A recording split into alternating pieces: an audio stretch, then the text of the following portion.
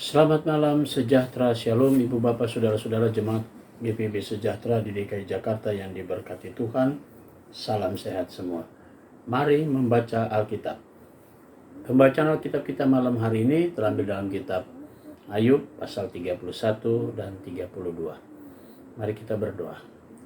Bapa di sorga, segala pujian dan syukur kembali kami naikkan kepadamu atas segala berkat dan pemeliharaan Tuhan sepanjang pagi hari hingga malam ini. Kami dapat menikmati penyertaan-Mu dan perlindungan Tuhan.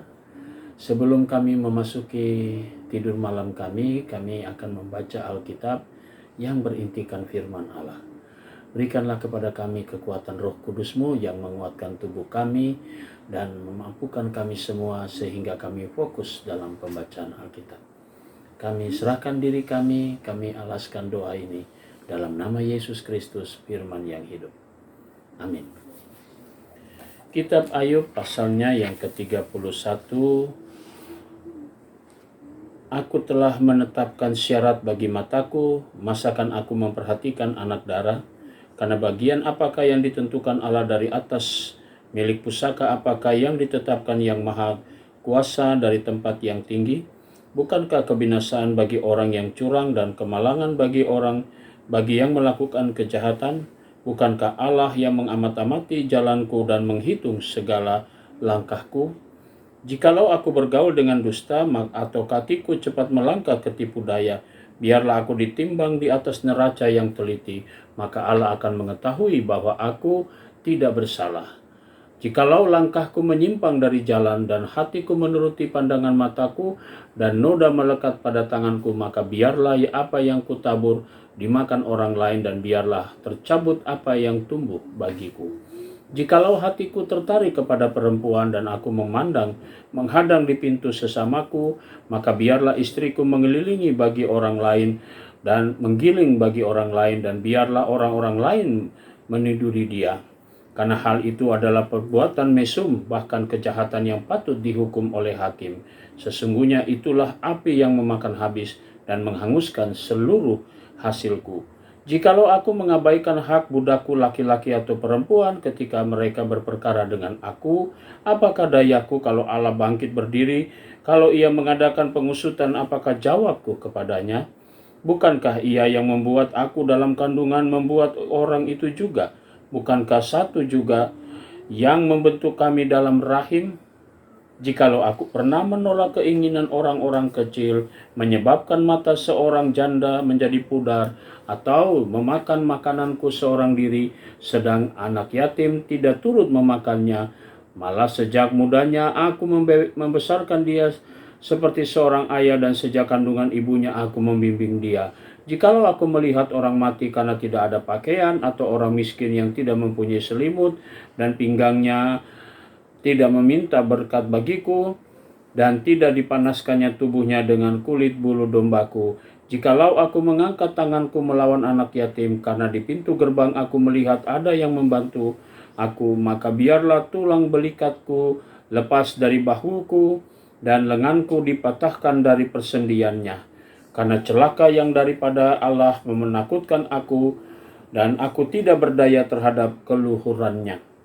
Jikalau aku menaruh kepercayaan kepada emas dan berkata kepada kencana, engkaulah kepercayaanku, jikalau aku bersuka cita karena kekayaanku besar dan karena tanganku memperoleh harta benda yang berlimpah-limpah, jikalau aku pernah memandang matahari ketika ia bersinar dan bulan yang beredar dengan lidahnya, sehingga diam-diam hatiku terpikat dan menyampaikan kecupan tangan kepadanya, maka hal itu juga menjadi kejahatan yang patut dihukum oleh hakim, karena Allah yang di atas telah kuingkari.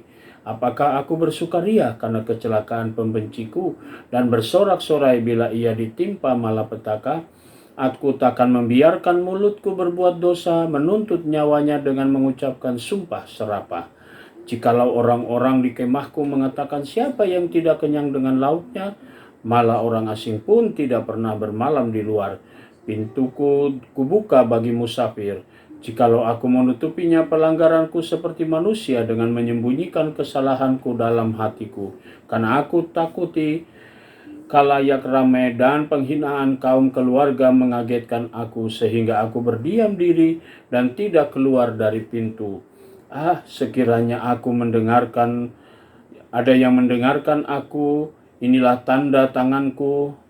Hendaklah Yang Maha Kuasa menjawab aku, sekiranya ada surat tuduhan yang ditulis lawanku, sungguh surat itu akan kupikul dan akan kupakai bagaikan mahkota.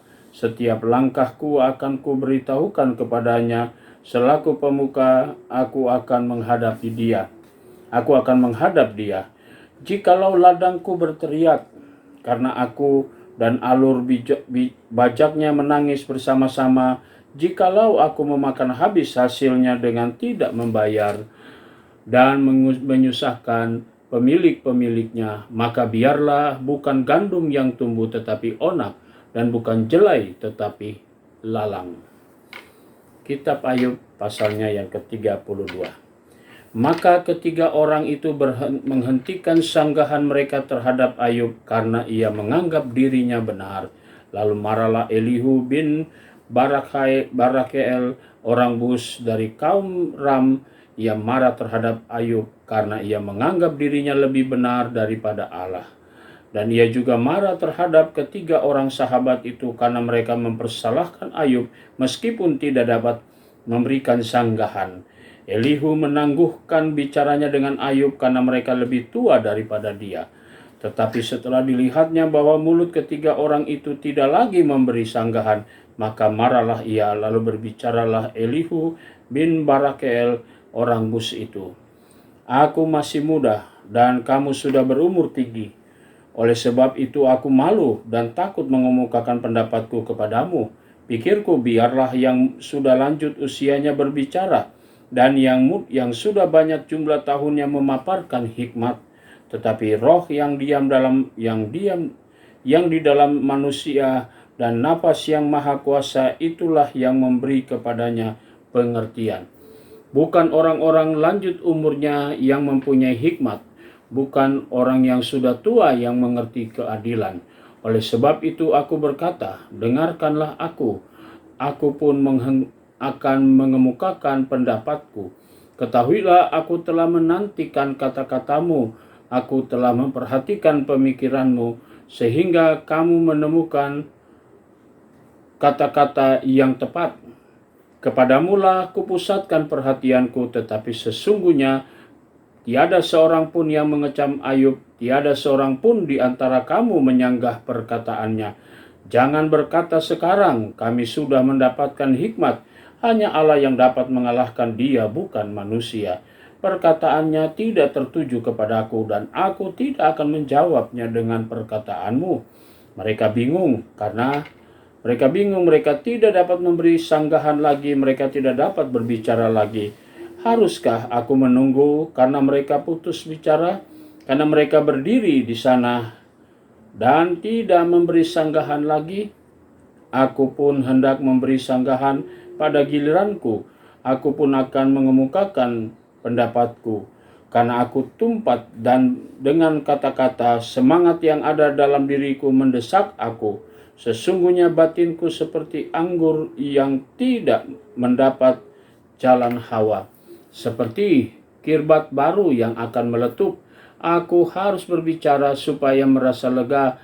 Aku harus membuka mulutku dan memberi kesanggahan. Aku tidak akan memihak kepada siapapun. Aku tidak akan menyanjung-nyanjung siapapun, karena aku tidak tahu menyanjung-nyanjung. Jika demikian, maka segera pembuatku akan mencabut nyawaku. Mari kita satu dalam doa. Bapa di sorga, terima kasih untuk pembacaan firman Tuhan malam hari ini. Saatnya kami semua akan memasuki tidur malam kami. Kami akan beristirahat, seluruh anggota tubuh kami akan beristirahat. Tuhan, lindungi kami semua dalam istirahat malam kami, sehingga besok pagi kami boleh menikmati kembali berkat yang terindah untuk kami melaksanakan panggilan dan pengutusan yang sesuai dengan kehendak Tuhan. Kami menyerahkan jemaat GPB Sejahtera di DKI Jakarta, tiap rumah tangga, tiap pribadi. Terima kasih Bapa. Inilah doa kami di malam hari ini yang kami naikkan semuanya dalam nama Tuhan Yesus, Juru Selamat kami yang hidup. Amin. Selamat malam, selamat beristirahat. Tuhan memberkati saudara.